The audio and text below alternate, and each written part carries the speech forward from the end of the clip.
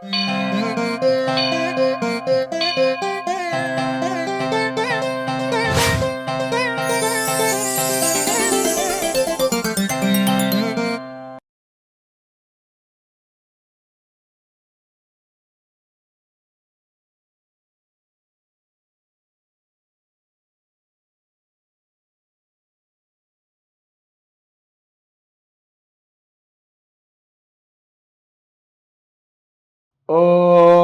गुरुर्ब्रह्मा गुरुर्विष्णु गुरुर्देवो महेश्वरः गुरुर्साक्षात् परब्रह्म तस्मै श्री गुरवे नमः। ओम शंकरं शंकराचार्यं केशवं बादरायणं सूत्रभाष्यकृतौ वन्दे भगवन्तौ पुनः पुनः। ॐ युक्ताहारविहाराय विविक्तस्थलवासिने मलयाळेन्द्राय ब्रह्मनिष्ठाय ते नमः। ॐ कृष्णं कमलपत्राक्षं पुण्यश्रवणकीर्तनं वासुदेवं जगद्योनिं नौमि नारायणं हरिम्। ॐ सर्वमङ्गलमाङ्गल्ये शिवे सर्वार्थसाधिके शरण्ये त्र्यम्बके गौरी नारायणि नमोऽस्तुते। ॐ सहना भवतु सहनौ भुनक्तु सह वीर्यं करवावहै तेजस्विनावधीतमस्तु मा विद्विषावहै। ॐ शान्ति हरिः ॐ तत्सत्। ॐ हरे राम राम राम हरे हरे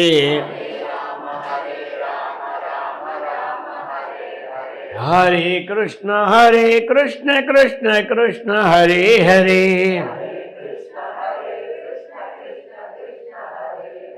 हरे राम राम राम हरे हरे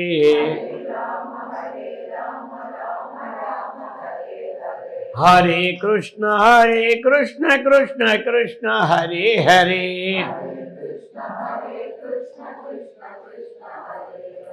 गोपाल कृष्ण भगवान की, सद्गुरु महाराज की, जगदम्बा माता की, हर नमः पार्वती पते, हर हर महादेव।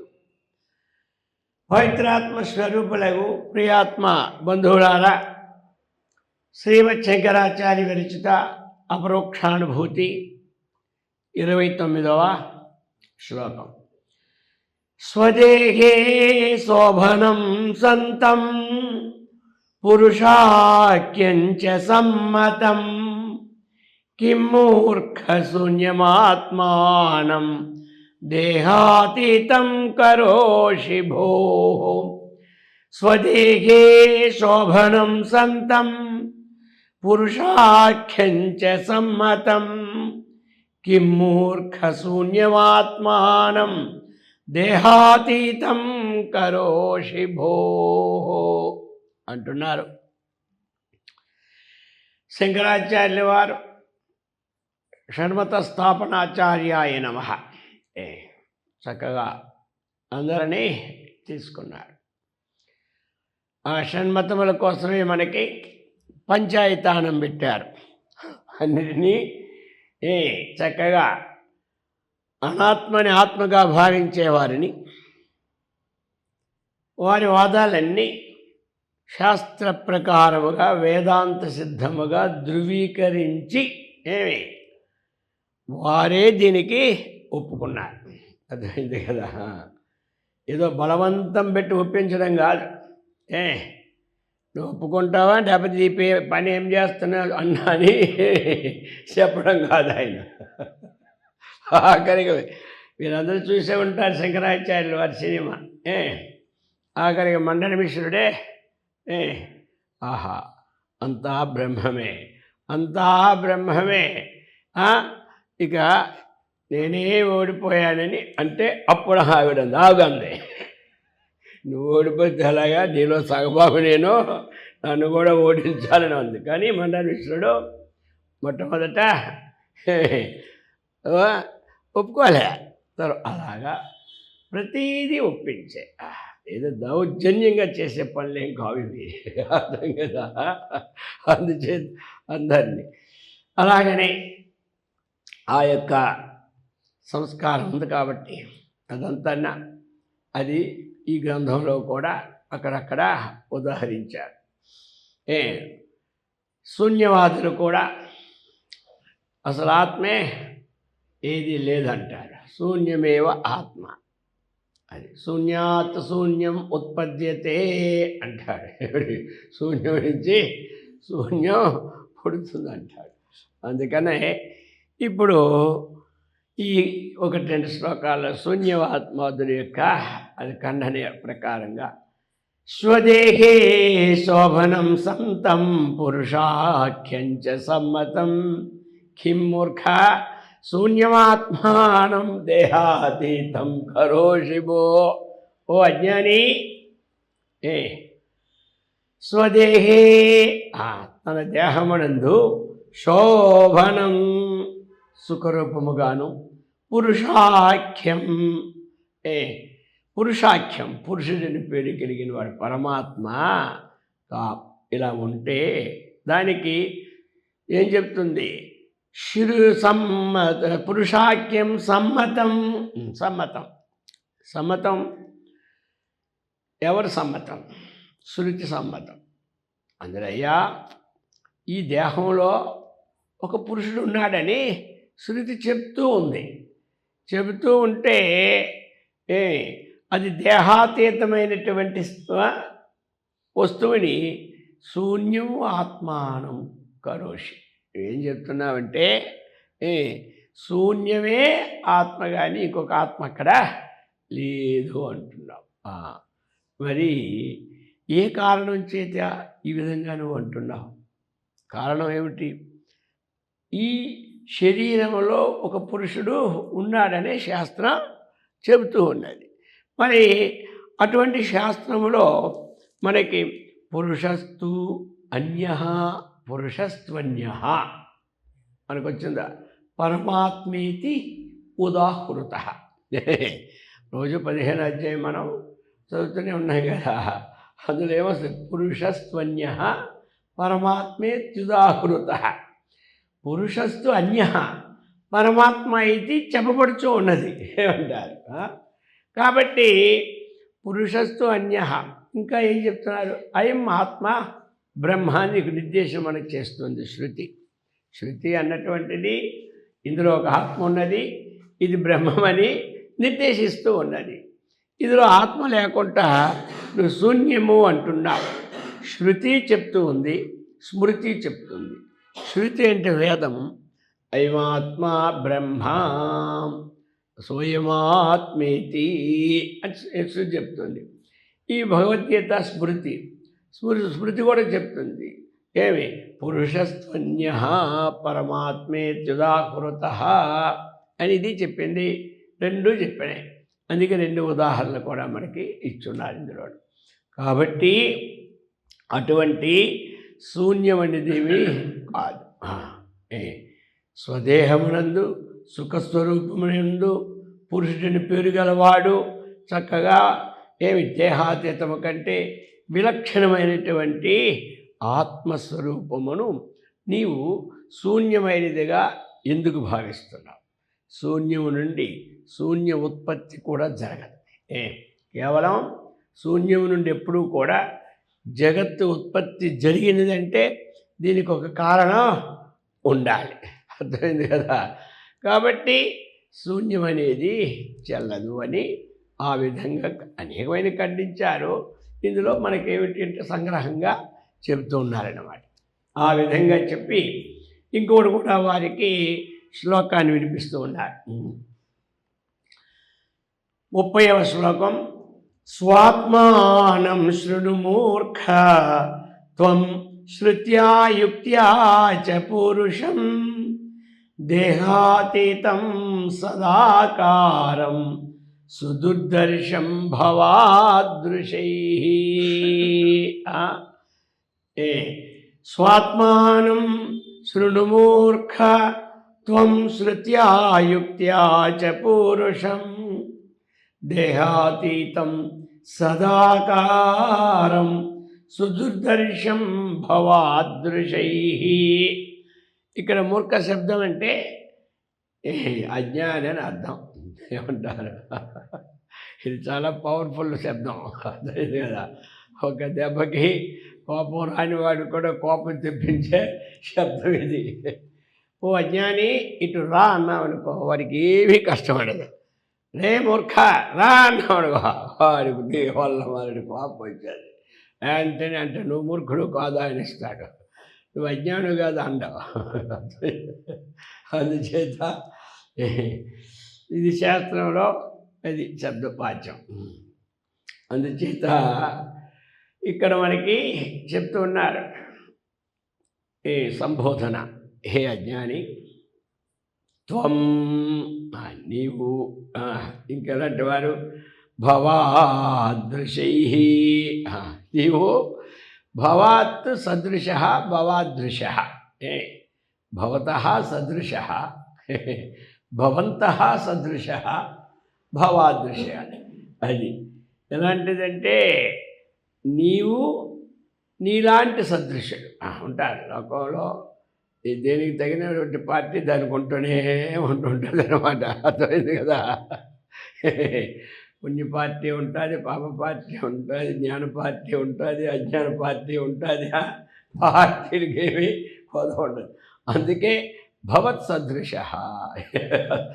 కాబట్టి నీలాంటి నీ పోటీ నీలాంటి నీకు సమానమైనటువంటి వారు ఎందుకు అంటే దీన్ని అంటారు వాళ్ళు శాస్త్రవాక్యమునందు గురువాక్యమునందు వారు విశ్వాసాన్ని ఉంచారు. వారు నమ్మరు. ఏమి వారది నమ్మరు. ఈశ్వరోహమహం భోగి సిద్ధోహం బలవాన్ సుఖీ ఆఢ్యోపి జనవానస్మి కోణ్యోస్తి సదృశో మయా. ఎవడంటాడు నేనేనయ్యా ఈశ్వరుడు, నువ్వు ఎవడో పూజ చేస్తున్నా, నీకు బుద్ధి లేదో నన్నే పూజ చేయంటాడు హిరణ్యకశిపుడిలాగా. అర్థమైందా? నేను ఎవరు పూజ చేయాలి, రేపు నన్నే పూజ చేయాలి. ఇది అనమాట ఆఖరికి. అందుచేత ఈశ్వరోహం అహం భోగి, నేనే చక్కనైనటువంటి భోగవంతుడు, ఇంకోటి ఎవడో లోకంలో లేడు అంటాడు. ఈశ్వరోకి మహం భోగి సిద్ధోహం బలవాన్ సఖి. అహం సిద్ధ అహం బలవాన్ అహం. అది కోణ్యోపి సదృశోస్తమయ, నాతో సమానమైన ఎవరో చూపెట్టి ఇక్కడ అంటాడు. అది ఆ విధంగా ఎందుకంటారు వారి శాస్త్రవాక్యమును ఏదైతే తస్మాత్ శాస్త్రం ప్రమాణం తే కార్యకార్య వ్యవస్థితో జ్ఞాత్వా శాస్త్ర విధానోక్తం కర్మకర్తూ ఏమి విహారకసి అన్న వాక్యాన్ని శాస్త్రం సూచించిందో ఆ వాక్యాన్ని వాళ్ళు పాటించడం లేదు. పాటించడం చేత అంటున్నారు. పాటించడం బతికి ఎలా ఉంటుంది? శాస్త్ర విధిముసృజ్య వర్తతే కామకారత నా సిద్ధిమవాప్నోతి నా సుఖం నా పరాం గతం. అందుచేత కాబట్టి మీ ఓటి వారల చేత అంటే ఈ ప్రకారముగా శాస్త్రవాక్యమునందు మహాపురుషుల వాక్యముల యందు శ్రద్ధ లేకపోవడం చేత సుదుర్దర్శం. ఇది ఆ రెండింటి యందు శ్రద్ధ లేని చేత సుదుర్దర్శం. ఇది చూడడానికి సాధ్యం కాదు. ఇది చూడడానికి సాధ్యము కాదన్నమాట. అందు చెప్తున్నాడు ఇక్కడ సుదుదర్శనం. ఏమి దర్శనం అంటే చూచుటకు, దుర్దర్శనం అంటే చూడకపోవుటకు, సుదుర్దర్శనం అంటే బాగుగా చూడకపోవుటకు. ఏం చేస్తాం? మాకు ఈవేళ దుర్దినం, వెంకటేశ్వర దగ్గరికి వెళ్ళాం కానీ దర్శనం అవ్వలేదు, ఆ జనాన్ని చూసి వాపసు వచ్చామంటారు, అంటే దుర్దర్శనం అంటారు.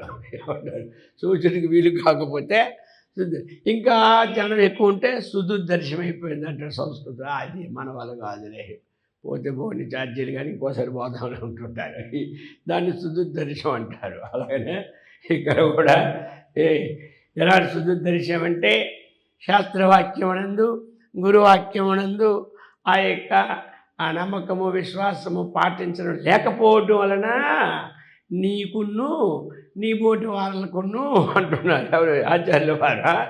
నీ ఒక్కడితో అయిపోలేదు, నీ ముఠా బోల్డ్ ఉంటుంది, అందుకనే నీ బోటి వాళ్ళకును ఇంకా ఎలాంటిది దేహాతీతం. నీ బొట్టుకి నీకు నీ బొట్టుల వరకు దీని సంగతి సూచనకు వీలు పడదు. ఇంకా ఇది ఎలాంటిది దేహాతీతం, దేహానికి అతీతమైనటువంటిది ఆత్మ, అది దేహాతీతం. ఇంకెలాగా సదాకారం. నువ్వేమైనా శూన్యం అంటున్నావా? అది శూన్యం కాదు, సత్తు అనమాట. ఇది ఉన్నటువంటిది, అది శూన్యమో కానే కాదు, అది సద్రూపం. ఇంకా అది ఎలాంటిది అంటే ఇక్కడ స్వాత్మానం, అది తన ఆత్మస్వరూపమే, ఇంక వేరే కాదు, ఆ లోపల ఉన్నటువంటి. అది ఎలాగంటే శృతి చేత చెప్పబడుతుంది, యుక్తి చేత కూడా చెప్పబడుతుంది. వేదం ఎక్కడికక్కడ చెప్పేస్తూనే ఉన్నది. శృతి ఏం చెప్తుంది? అది సమస్తము బ్రహ్మస్వరూపమే ఒకటి చెప్తోంది. దేహినోస్మిన్ యథా దేహే, అది కౌమారే తథా ప్రాప్తి ధీర ఏమి తత్ర నా ముఖ్యత చెప్పింది కదా. కాబట్టి అస్మిన్ దేహే, ఈ దేహమునందు ఒక జీవుడు ఉందని స్మృతి కూడా చెప్తూనే ఉన్నది. దేహీ నిత్యం అవధ్యోయం దేహే సర్వస్య భారత అంటుంది. సర్వస్య భారత, సమస్త దేహములు ఎందు దేహి జీవుడు ఏమి అవధ్యోయం వధింపబడడు. నాయమహంతి నహన్యతే, శరీరే అన్యమానే సతి ఆత్మ నహన్యతే. ఇన్ని ఉదాహరణలతో నీకు చెబుతూ ఉంటుంటే నీ బుర్రకెక్కలేదంటే ఇంకేమిటి? నువ్వు శాస్త్రోచనం కానీ గురువచనం కానీ వినడం లేదు. అందుకు చెప్తున్నాడు. ఆ ప్రకారముగా అది ఉన్నదయ్యా, అది నేను నీకు చెప్తాను, విను, శృణు. దానిని ఈ రెండు శాస్త్రం ద్వారాగా యుక్తి ద్వారాగా నేను నిరూపిస్తా నీకు, అది శ్రద్ధగా విను అని ఈ పక్షానికి ఒకటి చెప్పుకొచ్చారు. అర్థమైంది కదా? దాంట్లన్నీ ఉంటాయి, అలాగా ఒకరు చూపెట్టడం. ఈ ప్రకారంగా ఇక్కడ మనకేమొచ్చినట్టు అర్థం? ఇది శాస్త్రము ద్వారాగా యుక్తి ద్వారాగా ఏమి దేహాతీతమైనటువంటిది, సదాకారమైనటువంటిది, స్వాత్మస్వరూపం చెప్పబడుతూ ఉండగా ఇంకా శూన్యం అంటున్నావంటే ఏం చెబుతాం? నువ్వు కాస్త విన్నావంటే ఓపికగా నీకు చక్కగా ఆ శూన్యం ఏదో తెలిసిపోద్ది అన్నాడు. ఇక ఇలా చెప్పి ఇక ఇంకొకరు ఉన్నారు, వాళ్ళ సంగతి ఇప్పుడు చెప్తున్నారు. అహం శబ్దేన విఖ్యాత ఏకయేవ స్థితపరః స్థూలస్తు అనేకతాం ప్రాప్తః కథం స్యాద్దేహగ పుమాన్. అహం శబ్దేన విఖ్యాతః ఏకయేవ స్థితపరః స్థూలస్తు అనేకతాం ప్రాప్తః కథం స్యాద్దేహగ పుమాన్. స్థూలస్త్వనేకతాం విడదీస్తే, అది మళ్ళీ మీకు డౌట్ లేకుండా విడదీశాను. స్థూలస్త్వనేకతాం విడదీస్తే స్థూల తూ అనేకత 3 పదాలు అనమాట. అది అందుకు ఈ విధంగా. ఇంకొకరు ఏమంటారంటే ఇది శూన్యం అన్నాడు, వాడు ప్రత్యక్షంగా కనబడే దేహాన్నే ఆత్మ అంటాడనమాట. వీరు చేర్వాకులు, ప్రహ్లాదుడు మనవడను, మనవల పార్టీ అనమాట వీళ్ళందరూ. అర్థమైందా? ప్రహ్లాదుడు మనవడు, ప్రహ్లాదుడు మనవడు, విరోచనుడు. అది విరేచనం అంటే మళ్ళీ మనం విరోచనుడు అన్నమాట. ఈ విరోచనుడును ఇంద్రుడే కదా పోతారు ఎక్కడికి? బ్రహ్మదేవుడి దగ్గరికి. బ్రహ్మదేవుడి పోయిన వాళ్ళు ఎవరు? దేవతలకి రాజు ఇంద్రుడు, రాక్షసుడికి రాజు విరోచనుడు. వీళ్ళిద్దరూ పోతారు. ఇది చాంద్రోగ్య పురుషత్తు కథలండి. కాబట్టి ఇద్దరు పోతారు. పోయి ఆయన సేవ చేస్తారు. సేవ చేసిన తర్వాత ఆయన కూడా 32 సంవత్సరాల సేవ. ఇప్పుడు మనకు చదివేలాగా 32 సంవత్సరాలకు అన్ని కోర్సు పూర్తి అయిపోతాయా? ఎంత చదవాలని అంతకన్నా ఎక్కువ లేదులే. కాబట్టి 32లో పూర్తి చేసాక ఇద్దరిని వెళ్ళమన్నాడు. అయ్యా వీళ్ళకి ఎంతవరకు నాలెడ్జ్ వచ్చిందని.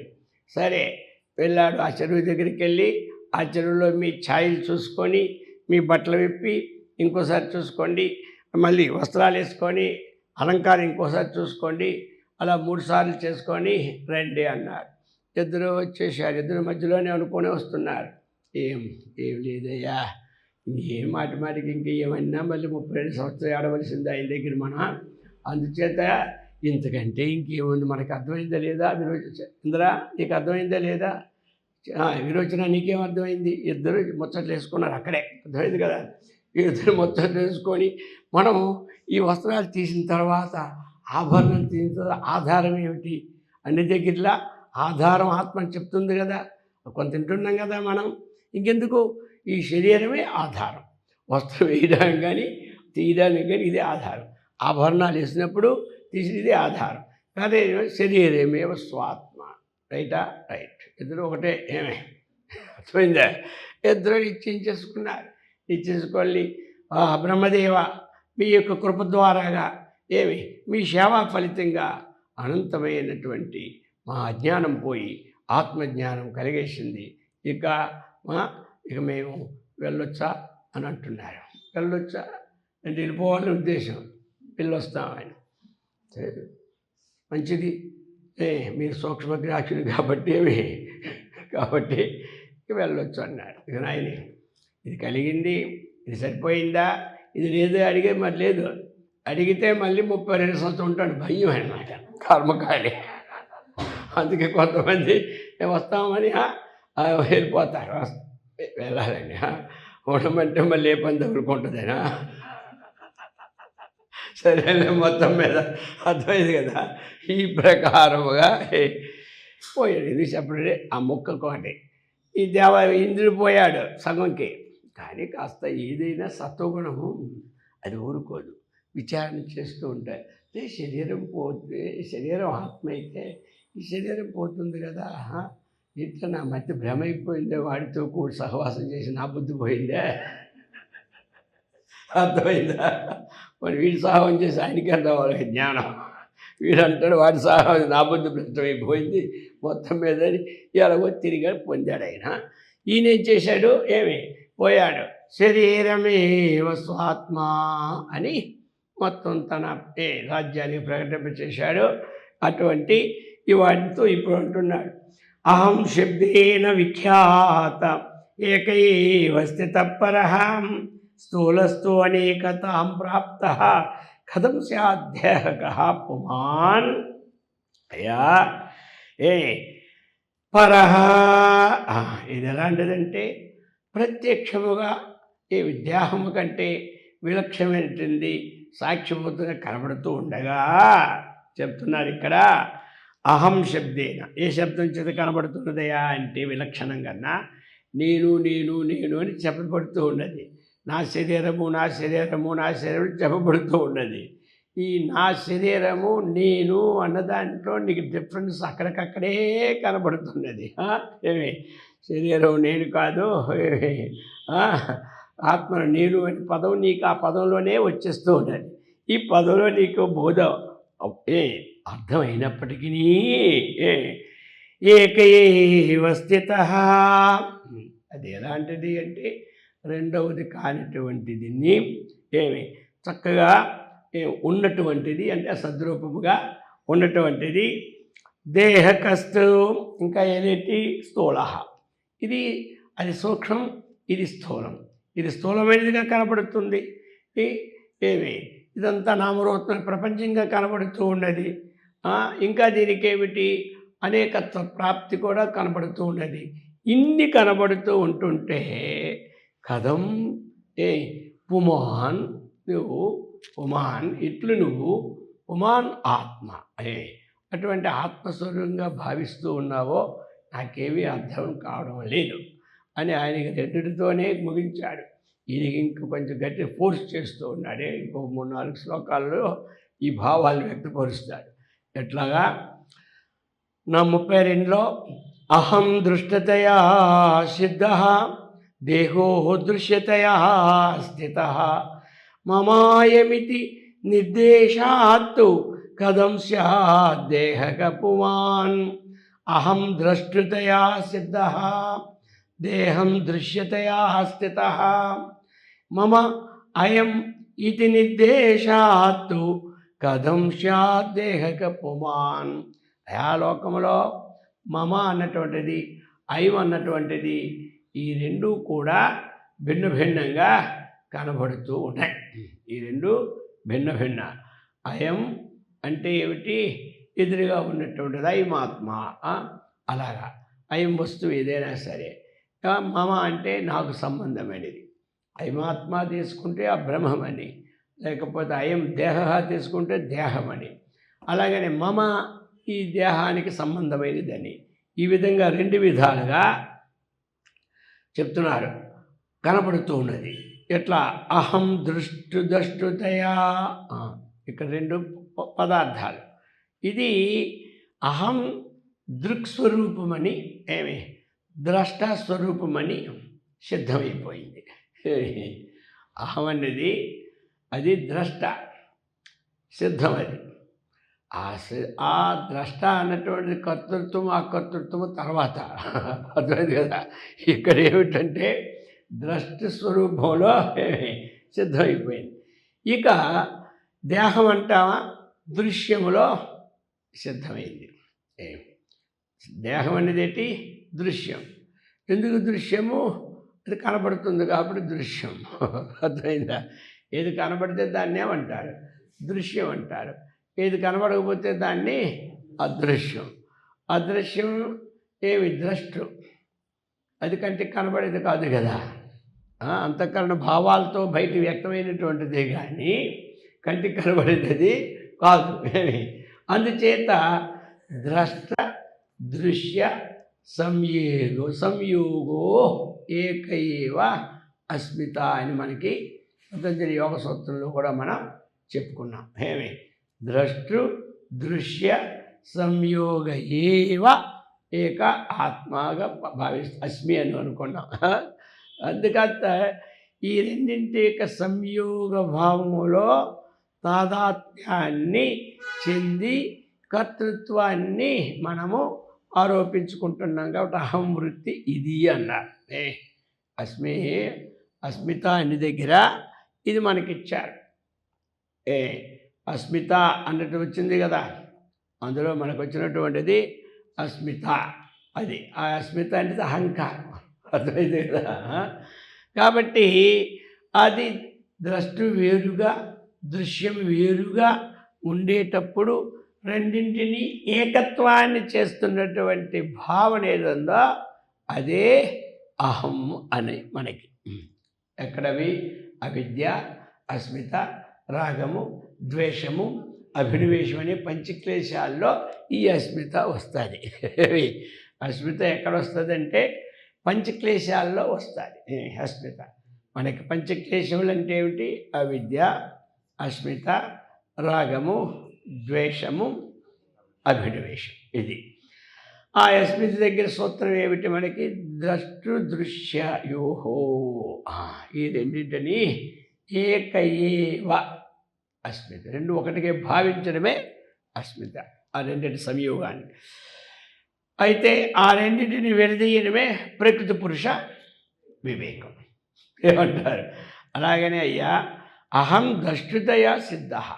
ఎక్కడంటే సకల శాస్త్రాలు కూడా అహం వృత్తిని ద్రష్ట శబ్దముగానే చెప్పబడినది. ఏ శాస్త్రమైనా సరే. మరి నీకు అహం శబ్దం విడిచిపెట్టి వ్యవహారం ఉందా చెప్పు? లేదు. అహం శబ్దం విడిచి నువ్వు లోకంలో వ్యవహారము చేయడం లేదు. అహం శబ్దమేమో అన్ని శాస్త్రాలు ద్రష్ట స్వరూపముగా చెప్పబడుతూ ఉన్నాయి. ఇక రెండో దానికి ఇప్పుడు చెప్తున్నారు. ఇక దృశ్యము ఏమి దేహం అన్నటువంటిది దృశ్యం. అంతేగా ద్రష్ట దృశ్య వివేకమన్నా దృక్కు దృశ్య వివేకమన్నా ఈ రెండు ఒకటే. అర్థమైంది కదా? ఇంకా మనకు తెలిసినట్టు చెప్పుకోవాలంటే ఆత్మానాత్మ వివేకం. పేరు మారేసరికల్లా పవర్ పెరిగేటట్టు ఉంటుంది. నేను పవర్ ఏ పవరు లేదు, పవరు లేదు, అంతా అదే అంటారు. ఆత్మానాత్మ వివేకమన్నా అదే. ఈ వరంలో కొన్ని అంతే తేడా, కానీ దృగ్దృశ్య వివేకమన్నా అదే, ద్రష్ట దృశ్య వివేకమన్నా అదే అనమాట. అందుచేత ఇక్కడ దృశ్యం కనబడుతున్నటువంటి దృశ్యం అహం, ఈ రెండు కూడా ఒకటి దేహం దృశ్యం, రెండు కర్త, ఇట్లాగా ఉంది. ఇంకా ఏమై అందరూ వాడుతూనే ఉన్నారు. ఏమి మమ, అది అందరూ కూడా నాకు సంబంధమే అంటున్నారు, కానీ అది నేను అండమే లేక. అందరూ ప్రతిదీ నాకు సంబంధమే అంటున్నారు, అది నేను అన్నోలే.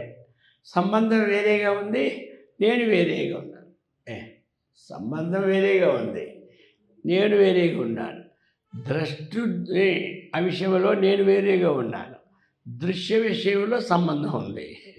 ఇప్పుడు దృశ్య సంబంధార్థే షష్ఠి కాబట్టి దృశ్య విషయంలో సంబంధం ఉంది, దృష్టి విషయంలో ఏమి అహం శబ్దం ఉంది.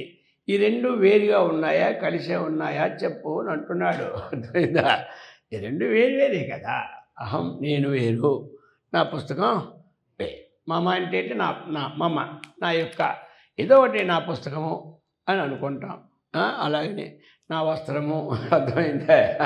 ఇది నా డబ్బు, ఇది నా భూమి, ఇదంతా మమే కదా. ఆవిడ అది వేరుగా ఉంది కదా, ఇది వేరుగా ఉంది కదా.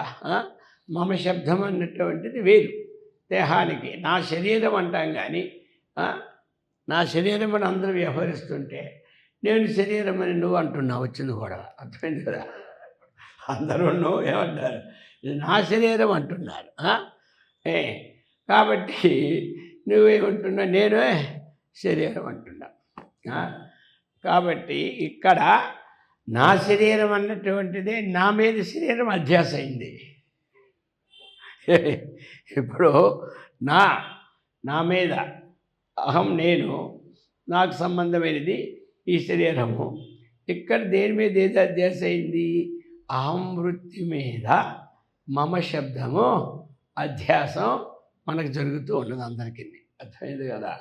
అహం వృత్తి మీద మమ శబ్దము అధ్యాసం జరుగుతూ ఉన్నది. ఇప్పుడు మనకి దీని ద్వారా అహం నేను వేరు, నాకు సంబంధమైనది వేరు విడదీస్తూ ఉన్నాం. ఈ వేరుని విడదీసేటప్పుడు దేహము అన్నటువంటిది ఆత్మగా గణించడానికి లేదు. ఎందుకు గణించడానికి లేదు? దృశ్యవస్తువు అన్నటువంటిది వినాశాన్ని ఎప్పుడు పొందక తప్పదు. ఈ దృశ్యవస్తువు ఎప్పుడు వినాశాన్ని పొందుతుంది, దృక్వస్తువు ఎప్పుడు అవినాశి. ఇవి శాస్త్రాలు ఘోషిస్తూనే ఉన్నాయి. ఇప్పుడు నీవు ఏదైతే దృశ్యం ఉందో దాన్నే నువ్వు దృక్కుగా చూస్తూ ఉన్నావు. ఎందుకు అంటే నీకు శాస్త్రాచార్య వివేకము లేనిందువల్ల. ఆ శాస్త్రాచార్య వివేకం ఉన్నప్పుడు నువ్వు దృక్కునుగా చూస్తావు, దృశ్యాన్నిగా చూస్తున్నావు. ఇప్పుడు నువ్వు దృశ్యాన్ని దృక్కుగా భావిస్తున్నావు. అర్థమైందా? దృక్కుకి జరామరణములు లేవు, దృశ్యానికి జరామరణములు ఉన్నాయి. అందుచేత నువ్వు కథం దేహక నిర్దేశాత్తు, ఇది ఇంత స్పష్టంగా విడదీసి ఉంటుంటే నువ్వు ఏ విధంగా అయ్యా దేహం ఆత్మ అంటున్నావో, మరి దేహం ఆత్మ ఎలా అవుతుందో చెప్పు అంటున్నారు ఆచార్య వారు. అర్థమైంది కదా. నాకేదో సమాధానం చెప్తే నేనేమో నిన్ను బలవంతం చేయను, కానీ మనకు ఒక శాస్త్ర ప్రమాణంగా రావాలి. నీ మనసులో పుట్టింది ప్రమాణం కాదు. ఏమి, నువ్వు శాస్త్రాన్ని చక్కగా చదివిన తర్వాత దాని మీద నీకు సూక్ష్మ దృష్టితో ఒక మనసులో ఉత్పన్నమైనది, అది శాస్త్రానికి సంబంధంగా ఉంటుంది, కానీ శాస్త్రానికి విరుద్ధంగా ఉండదు. ఎవరు శాస్త్రాన్ని బాగా అన్వేషిస్తూ ఉన్నారో, ఏమి చక్కగా దాన్ని ఆచరణ చేస్తూ ఉన్నారో, వారికి శాస్త్రములు అంతవరకు చదువుకోకుండా ఉన్న విషయము అర్థమైందే, వారికి ఏదైనా ఉదయించవచ్చు. ఆ ఉదయించిన వస్తువు ఇది శాస్త్రానికి భిన్నమైన వస్తువు రాదు. శాస్త్రానికి భిన్నమైన వస్తువు వచ్చినప్పుడు సందేహం, అది ఆ సందేహం అడిగి నివారణ చేసుకోవచ్చు. అట్లా నివారణ చేసుకున్నప్పుడు దానికి పోతూ ఉన్నది. రమణ మహర్షుల వారు ఉపన్యాసం చెబుతూ ఉంటుంటే ఇది వినే పండితులు ఉన్నారు కదా, ఈ పండితులన్నీ చదువుకునేవారు ఈ బ్రహ్మసూత్రాలన్నీ. ఆయన ఏ సూత్రం చదవలే, ఆయనకి పూర్వ సంస్కారం ఉంది కాబట్టి ఇది కరెక్ట్గా 2వ అధ్యాయంలో ఆ 3వ అధికారంలో 4వ సూత్రం చక్కగా ఇది మేము ఇంతమంది చదివాం, అదే మీరు చెప్పారు అన్నారు. ఎవరు అలానా అని అన్నారు. అయితే అంతమంది చదివి ఉన్నారా అన్నారు. అందుచేత మరి ఇప్పుడు వారి స్థితిలో వారు ఉండేటప్పుడు వారికి ఆ పూర్వవాసన బలం చేత ఆ సూత్ర వృత్తి వచ్చింది. అది నువ్వు ఏ స్థితిలో ఉండి ఈ శరీరము ఆత్మ అంటున్నావు అడుగుతున్నాడు. అర్థమైందా? నువ్వు ఏ స్థితిలో ఉన్నావు ఆత్మ అనడానికి, నువ్వు ఏ సాధనలో చూసి అంటున్నావు. అందుచేత శరీరము ఆత్మ ఏమి కాదు. ఈ ప్రకారముగా చెప్తూ ఉన్నారనమాట. దేహం పుమాన్ కథం స్యాత్, ఎట్లో ఆత్మస్వరూపము కాగలదు చెప్పు. నువ్వు చెప్తే నేను వింటాను, నీ మాట నేనేను కాదు. అర్థమైందా? నీకు సమాధానం దొరకకపోతే నా మాట విను. ఏమంటావు? నీకు సమాధానం దొరికినంత నువ్వు చెప్తూనే ఉంటుంటా. ఎందుకంటే బ్రహ్మాస్త్రం మన దగ్గర ఉంది. ఎన్ని సమాధానాలకైనా ఈ అస్త్రం ఛేదించి పారేస్తుంది. మామూలు అస్త్రాలన్నీ ఇప్పుడు సినిమాలు చూస్తుంటారు కదా, మరి బ్రహ్మాస్త్రం వస్తుంది, ఈ అస్త్రాలన్నీ టాప్ అనేది ఫైల్ అయిపోతుంటాయి అన్నమాట. ఆ ప్రకారముగా అది యుక్తి శృతి ఉండాలి, ఏదోలాగా ఉండకూడదు. ఇంకా ఇప్పుడు 33వ శ్లోకంలో చెప్తున్నారు. అహం వికారహీనస్తు దేహో నిత్యం వికారవాన్ ఇది ప్రతీయతే సాక్షాత్ కథం స్మాత్ దేహగ పుమాన్. అహం వికారహీనస్తు దేహో నిత్యం వికారవాన్ ఇది ప్రతీయతే సాక్షాత్ కథం స్యాత్ దేహగా పుమాన్. ఇంకానే ఇది చార్వాకులకి చెప్పినటువంటిదే. ఇది కూడా చార్వాకన్ననే. ఇక్కడేం అహం వికారహీనస్తు నా ఏమే. కాబట్టి ఏదైతే అహం పదార్థం ఉందో అది వికారహీన. అది అహం పదార్థం వికారహీన. కాబట్టి హీనస్తు అనే దగ్గర విడ తీసుకోవాలి. వికారహీన తు అని అది అందులో మీకు అన్ని స్పష్టంగా విడదీశారులే. అది అహం వికారహీన. అహం అన్నటువంటిది ఏమిటి? వికారహీనం. అది అహం పదార్థం, దానికి ఏ షడ్భావ వికారాలు లేవు. ఇక దేహం వికారవాన్, ఏ షడ్భావ వికారాలు ఉన్నాయో అవి దేహానికే ఉన్నాయి, కానీ రెండవ దానికి ఇది కాదు. అందుచేత దేహం నిత్యం వికారవాన్. దేహం అన్నటువంటిది ఇక్కడ ఎల్లప్పుడూ కూడా ఏమి పరిణామంతో కూడినటువంటిది, సదా ప్రతి క్షణం అన్నమాట. దేహము ప్రతి క్షణములోనూ పరిణామం పొందుతూనే ఉంటుంది. ప్రతి క్షణము అది క్షణ పరిణామము కలుగుతున్న మనకు తెలియదు. క్షణ పరిణామం అది బాగా పరిణామం అయినప్పుడే మనకు తెలుస్తుంది. కానీ ఆ బాగా పరిణామానికి ఏదో ముందు నుంచి ప్రతి క్షణంలోనూ మారుతూనే ఉంటుంది. అర్థమైంది కదా. ఇప్పుడు అప్పటికప్పుడు అక్కడ పరిణామం వచ్చేద్దా, అది మొదటి నుంచే తగ్గుముఖం పట్టిందంటే ఒక్క దెబ్బకి పట్టేదో, అది ఆ లోపల తగ్గుతూ తగ్గుతూ తగ్గుతూ తగ్గుతూ వస్తుంది. అది తగ్గుముఖం అన్నమాట. అందుకే దాన్ని ఏమంటారు, పరిణామం. అభివృద్ధి చెందినా సరే అది ఒకేసారి అభివృద్ధి కాదు, అది పరిణామంతోనే దినదినాభివృద్ధి దేహానికి కలుగుతుంది. దేహానికి బలం కలగాలన్నా పరిణామమే, దేహానికి క్షీణత్వం రావాలన్నా పరిణామమే. ఈ రెండు పరిణామాలు మనకు లోపల జరుగుతాయి కాబట్టి బయటికి తెలియదు, కనపడదు. అందుచేత అది చెప్తున్నాడు, అహం పదార్థ వికారం హీన దేహ నిత్యం వికారవాన్ సాక్షాత్ ప్రతీయతే. అయా ఇది అందరికీ తెలుస్తూనే ఉంది, అదేమిటో నీకు తెలియడం లేదు, కర్మకాయలు పోయి. అర్థమైందే. అదే పుట్టినవాడు కూడా చెప్పేస్తూనే ఉన్నాడు, ఇది పరిణామం ఉంది, అది పరిణామం లేదు, ప్రతి వాడికి తెలుస్తూనే ఉంది. కానీ మరి ఇంత పెద్ద గురువుగా అయిపోయినావే, ఇదెందుకు నీకు తెలియలేదు, నాకు అర్థం కాలేదు అంటున్నాడు ఎవరు, శంకరాచార్యులు. ఇప్పుడు కొంతమంది ఏమిటంటే తెలిసినా కొన్ని ఆ సంప్రదాయాన్ని వదలలేక చస్తూ ఉన్నారనమాట చాలామంది. నేను దగ్గరికి వెళ్ళేటప్పుడు వాళ్ళు ఏమిటంటే చక్కగా మాంసాహారం మధ్యాహారం తింటారు బాగా, మొత్తం అంత పరమాత్మే అంతాను, నేను పరమాత్మ అనుకుంటూనే ఉంటుంటారు. అర్థమైందా. కొన్ని అది ఒక సంప్రదాయం అంటారు. అర్థమైందా. అది చలనం లేని సాంప్రదాయం మళ్ళీ చెబుతారు, వచ్చింది కూడా దాన్ని ఆశ్రయించామని. మరి ఇక నేను ఒకరోజు అంతా అయిపోయినాక ఒకసారి ఏట విషయమని లోన పిలిచిన అతనికి పిలిచి, ఏంటిది మరి అంటే, మరి ఇది జీవహింస, ఇదంతా మానవుడిని తినేది కాదు కదా, ఆహారం శాకాహారంగా చెప్పారు, అందులోనికి కొంచెం దైవభూతులకి ఇంకా శాకాహారం చెప్పారు కదా అంటే, ఏం చేస్తాం స్వామి, ఆ పరంపరలో నేను పడ్డాను, ఏదైనా గెలవలసిందే అన్నాడు. పరంపరలో పడిన వాళ్ళు చాలామంది అది పాటించకపోతే ఆ పీఠానికి ద్రోహం చేసినట్టు వాళ్ళు జడలింగం కొట్టుకొని బాధించారా, అదే వెళ్ళిపోతుంది. ఇది వదలలేకపోతుంది, జాడ్యం వచ్చింది ఎక్కడ అయితే.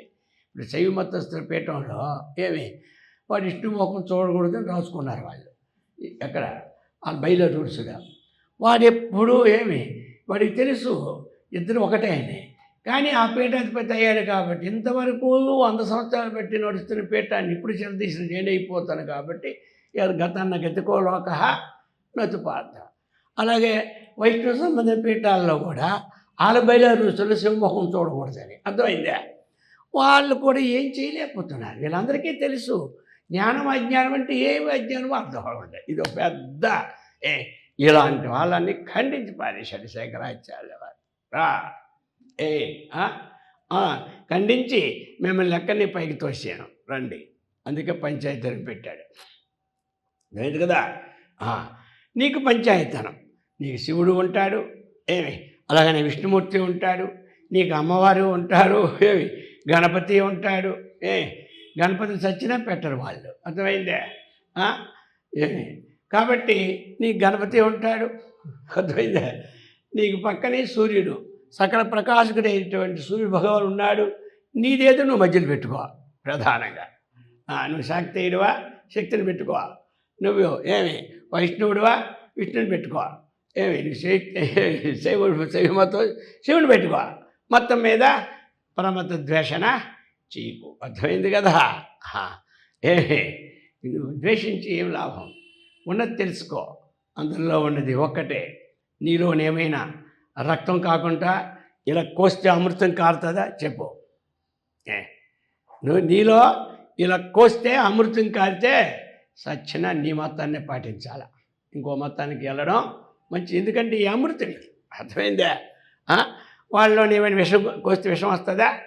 సచ్చిన విషం ఇద్దరికి వచ్చేది రక్తమే. ఈ ఇద్దరికి ఒకరే ఆపరేషన్ చేస్తారు. శైవ మతస్థులకి శివుడి సంబంధం వల్ల ఆపరేషన్ చేయాలని లేదు, విష్ణు మతస్థులకి వాళ్ళ డాక్టర్లే ఉండాలని ఉందా? మరి అప్పుడు నీది ఎక్కడ పోయింది? నీ శైవ విష్ణు సత్య పరిస్థితుల్లో ఎవడైనా పర్లేదని పోతున్నావా లేదా అని. అందుచేత వివేకం ఉండాలి. అయింది కదా. వీళ్ళకి వేరే మందులు ఉన్నాయా ఎక్కడైనా? ఈ మందులు విష్ణు మతస్థుల వారికి రాసి పెట్టి ఉన్నారండి ఎక్కడైనా? నాకు మాత్రం కనబడలేదు. ఏమన్నా డాక్టర్ గారు మీకే తెలియాలి ఏమంటారు. కాబట్టి అలాగే ఏదో భగవంతుడు పెడితే ఏమే బాగుంటుంది. రోగం వస్తే అందరికీ అదే మందు, ఉక్క పెడితే అందరికీ అదే వేసి, అర్థమైందా? దాహం వేస్తే అందరికీ అదే వాటర్ కదా, కొంచెం ఫిల్టర్ వాటర్ డబ్బా బాగా ఫిల్టర్ అంతే తేడా. కానీ వాటర్ అదే కదా, గాలి అదే కదా, నీరు అదే కదా. ఇది ఎక్కడి నుంచి వచ్చింది ఈ భేదం? ఇది తెలుసుకోవాలి. అది అన్నమాట.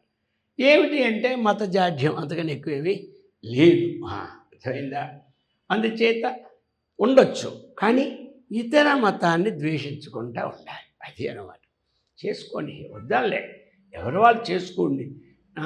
నాది గొప్ప నీది తక్కువ అది లేకుండా ఉండాలి. అటువంటి లేకుండా ఉండే సమత్వానికే వారు చేసిన కృషి అమోఘం అన్నమాట. కాబట్టి ఏదో నేను ఉన్నటువంటి మతము పెద్దగా అవ్వాలి, ఇతర మతాలన్నీ తగ్గిపోవాలని అహంవృత్తితో చేసినటువంటి వారు శంకరాచార్యుల వారు కారు. ఉన్న వాస్తవాన్ని చెప్పుకోవాలి కదా.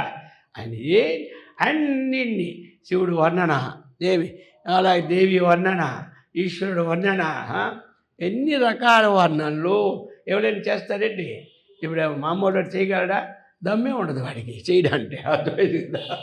అందుచేత ఈ ప్రకారంగా చెప్తున్నారు. అయ్యా మరి ఏ విధంగా నీవు అనుకుంటున్నావో ఈ దేహం ఆత్మని నాకేమీ అర్థమో కావడం లేదు. అలా చెప్పి ఇప్పుడు 34వ శ్లోకంలో చెప్పబోతున్నారు. యస్మాత్ పరమితి శృత్యా తయా పురుషలక్షణం వినిర్ణీతం విమూఢేన కథం స్యాద్దేహక పుమాన్. యస్మాత్ పరమితి శృత్యా తయా పురుషలక్షణం వినిర్ణీతం విమూఢేన కథం స్యాద్దేహక పుమాన్. ఇది ఆ చర్వాకులకి ఈ విధంగా తెలుసుకోవయ్యా అని చెప్తున్నారు. నువ్వు తెలుసుకునేది సరిగా లేదని చెప్తున్నారు.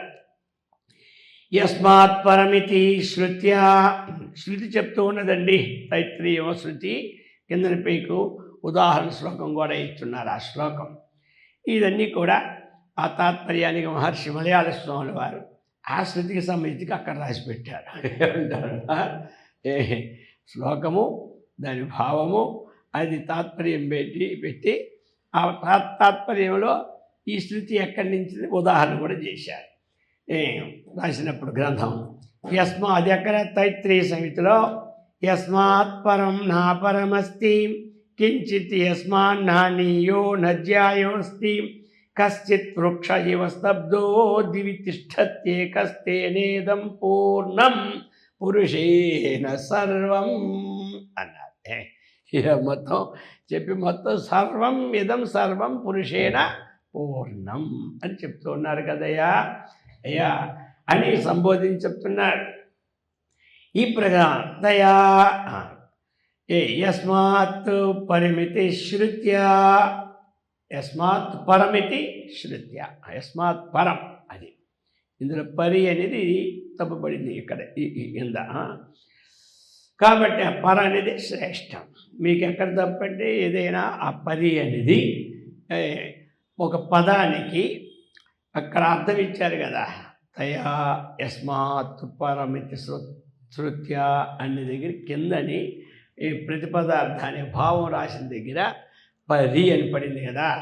ఆ రేని అది యస్మాత్ పరమితి. ఈ ప్రకారంగా అంటే శ్లోకము, అలాగే పదవిభాగము, అలాగే ప్రతిపదార్థంలో అనమాట. మీకు తయా యస్మాత్ పరమితి శృత్య అని ఉండాలి. అక్కడ పరమితి దొరికుంటుంది, దొరకకపోతే మరి చెప్దా. కాబట్టి ఇప్పుడు మనకి ఏమి యస్మాత్ పరం నా అపరం అస్తి కించిత్ శృతి చెప్తుంది. అక్కడంతా ఉదాహరించారనమాట ఎవరు, శంకరాచార్యుల వారు. ఈ శృతి యస్మాత్ పరమితి అని ఆ శృతిని విడదీశారు కిందన వెళ్ళ. ఆ శృతి ఎక్కడ ఉన్నది? యస్మాత్ పరం నా అపరమస్తి, దేనికంటే ఉత్కృష్టమైనది లేదు, నికృష్టమైనది లేదు. ఇది అనమాట అపరం. ఏమి కించిత్, కించిత్ ఉత్కృష్టమైనది లేదు, నికృష్టమైనది లేదు. ఇంకా యస్మాత్ అనియో నజ్యాయోస్తి, దేనికంటే సూక్ష్మమైనది లేదు, దేనికంటే అధికమైనదో లేదు. కశ్చిత్ వృక్షైవ స్తబ్దోదితి దివి తిష్టత్యేకస్తేనేదం. మహావృక్షం వల్లే ఏమిటి అది, ఎలాగా సరే ఆ వృక్షము ఆకులను వదిలిస్తే మరడు ఎలాగ ఉంటుంది తెలుసా? స్తబ్దంగా ఉంటుంది అనమాట. అర్థమైందా? దానికి ఏ కదలిక ఉండదు. అటువంటి కదలిక ఉంటే వికారం, కదలిక లేకపోతే నిర్వికారం. ఇప్పుడు అందుకనే దానికి కట్టినటువంటి కింద చెప్పడానికి కారణం అలా వృక్షం తెలుస్తుంది కదా, అది కదలదు. ఇక్కడి నుంచి అక్కడికి వెళ్ళదు, అక్కడి నుంచి ఇక్కడికి రాదు. అందులో స్తబ్దమని ఉంటారు. ఎవరైనా మళ్ళీ ఆకులు కదులుతున్నాయి కానీ ఆకులు కొట్టేసి ఆ మొరడు చూడండి చెప్పాలన్నమాట. అక్కడ స్తబ్దం అంటే ఏమిటి? ఇది ఇట్లా స్తబ్దుడురా, ఎన్నిసార్లు చెప్పినా కదలం లేదురా అంటే స్తబ్ద శబ్దం సంస్కృతంలో. అందుకో మహావృక్షములే ఆత్మస్వరూపం స్తబ్ద.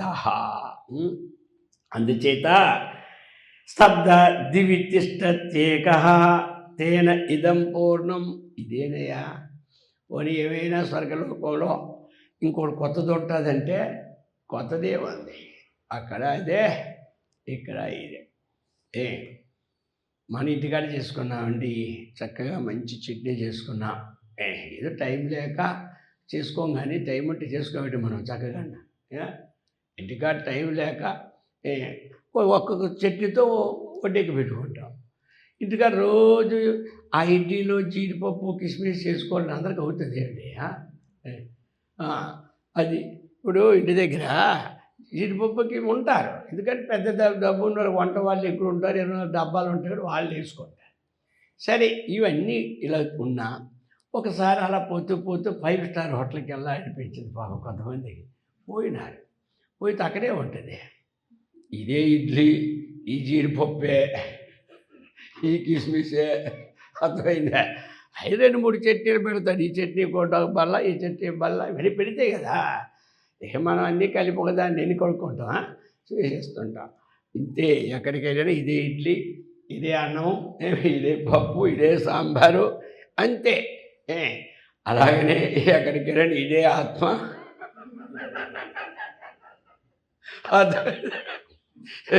5 స్టార్ హోటల్కి వెళ్ళినా అదే. అలాగనే అక్కడ ఏమైనా వజ్రాలతో కరిగించి చేస్తే అనుకోవడానికి, వజ్రాలతో వజ్రం నోటికి అయితే గోయిందా.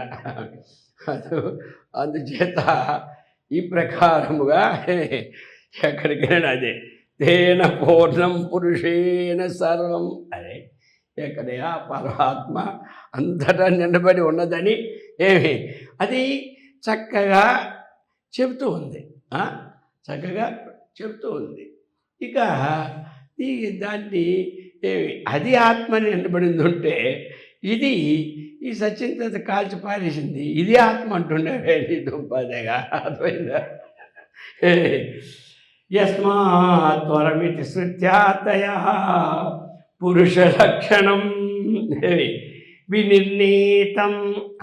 ఇది శృతి చేత నిర్ణీతం అంటే నిశ్చయింపబడినది, వినిర్ణీతం బాగుగా నిశ్చయింపబడినది.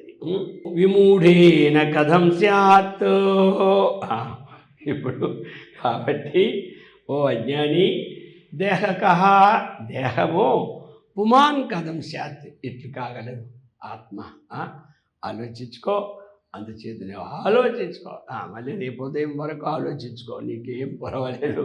అప్పుడు ఏదైనా సందేహం ఉంటాడు, నీకు అప్పుడు చెప్తానని చెప్పి అక్కడితో ఈ ప్రకారముగా ఆయన చెప్పారు. అందుచేత ఏమిటి అంటే ఈ శంకరాచార్యుల వారు ఆ విధంగా చక్కగా ఇతరులకి కష్టం లేకుండా ఉన్నతి వాస్తవికంగా అందజేశారు.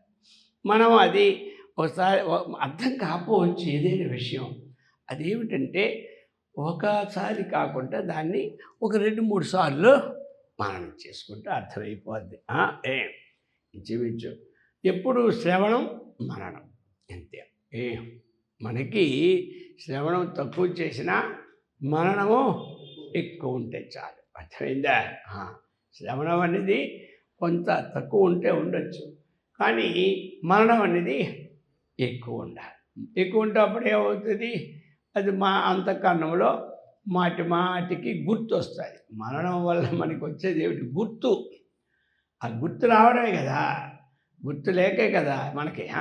గుర్తు వచ్చిందనుకో ఇంకా అన్నీ సక్సెస్ఫుల్లే. ఏమంటారు? అన్నీ సక్సెస్ఫుల్లే అయిపోతాయి అన్నమాట. ఆ విధంగా చెప్పారు. ఇంకా ఇది చెప్పి వినిపిస్తాం. సర్వం పురుషయేవేతి సూక్తే పురుష సంహితే అప్యుచ్యతే యత శ్రుత్వా కథం స్యాత్ దేహకః పుమాన్. ఇది కూడా అడుగుతున్నారు. సర్వం పురుషయేవేతి, పురుషోక్తి చెప్పింది. పురుషయే వేదకం సర్వం యద్భూతం యశ్చ భవ్యం ఉతామృతత్వశేషానః అని చెప్పింది. అందుచేత ఇదం సర్వం పురుష ఏవ. సూక్తే, ఏ సూక్తే? పురుష సూక్తే, పురుష సంహితే.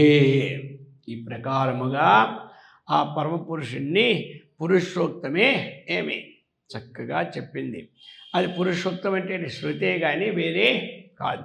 అటువంటి అప్యుచ్యతే యత శృత్యా కథం స్యాత్ దేహక పుమాన్, అటువంటి వేదము చేత అది పురుషోక్తమే, సర్వం పురుషమయమని చెప్తూ ఉండేటప్పుడు ఈ శరీరము కంటే ఆత్మ విలక్షణంగా ఉన్నదని చెప్పినప్పుడు మరి నీవు దేహాన్ని ఆత్మ అని ఏ విధంగా అంటున్నావు అన్నటువంటి విషయాన్ని చెప్పారు.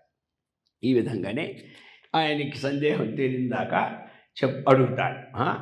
అది మళ్ళీ ఇంకొక 1-2 శ్లోకాల్లో ముగిస్తాడు. అందుచేత ఈ ప్రకారముగా అందరూ కూడా చక్కగా దేహము కంటే విలక్షణమైన పరమాత్మను నేను అంటే అస్థి అనే వాక్యంతో ఉంది కాబట్టి అటువంటి మంచి సత్కర్మనిష్టను, భగవద్భక్తిని, ఆత్మవిజ్ఞాన సంపత్తిని, ఆయురారోగ్య ఐశ్వర్యాన్ని కూడా ఆ యొక్క భగవంతుడు అమ్మవారిచ్చి సదా రక్షించుగాక. ఓం సహనాభవతు సహనౌ భునక్తు సహ వీర్యం కరవావహై తేజస్వినావధీతమస్తు మా విద్విషావహై. ఓం శాంతి శాంతి శాంతి. ఓం లోకాః సమస్తాః సుఖినో భవంతు.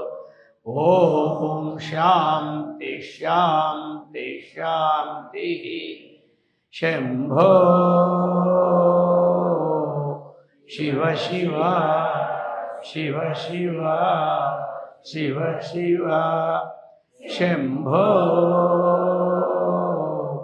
శివ శివ శివ శివ శివ శివ.